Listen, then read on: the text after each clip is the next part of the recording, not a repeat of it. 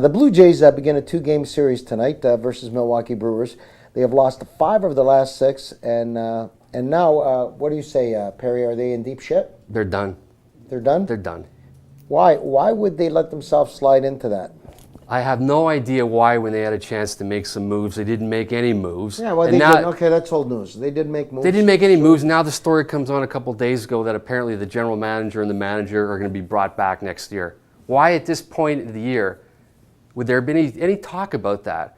The reality is they have done nothing. They blew a chance this year. I think the Blue Jay fans are heartbroken. So they should be. What do you think, Steve? I think that right now, the Blue Jays in this critical season needed to get to at least one playoff game to quiet the critics, show that they're going in the right direction, and anything short of losing on a home run in the bottom of the 9th inning in late September is basically unacceptable. And if there are rumblings, and remember, I've been on the baseball beat since 1997 when Cito was fired, but I do know this. It never was an issue of Blue Jays / money problems, but if they didn't make moves because of tight belts, a situation of tightening their belts, and they wanted to make a move that could have made a difference, and they didn't want to make a baseball move, it's one thing. But if they didn't want to make a baseball move because of money, that's very disappointing to their fans who are starving for one playoff, give us one playoff game. And at the end of the day, remember, they've had injuries, yes. They've had some guys underachieve in the clutch, yes. They've had some up and down pitching situations, yes. But when you're this, Sparky Anderson told me once, the harder it is to lose, the closer you are to winning. This is even harder because the Blue Jays are very, very close to a playoff team. And the group, the Rogers group, has really proven their loyalty to their fans. They blew their brains out financially last year and trying to put probably one of the most expensive teams in history of professional baseball on the field. So they're really trying for their fans, wouldn't you say, Steve?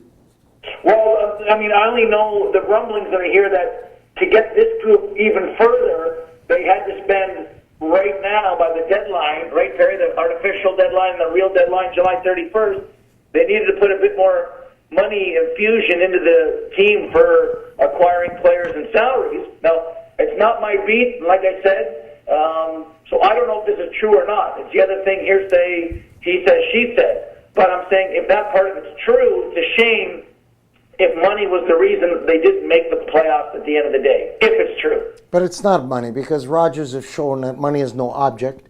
They showed it in the last 5-6 years. They spent a ton of money on the team.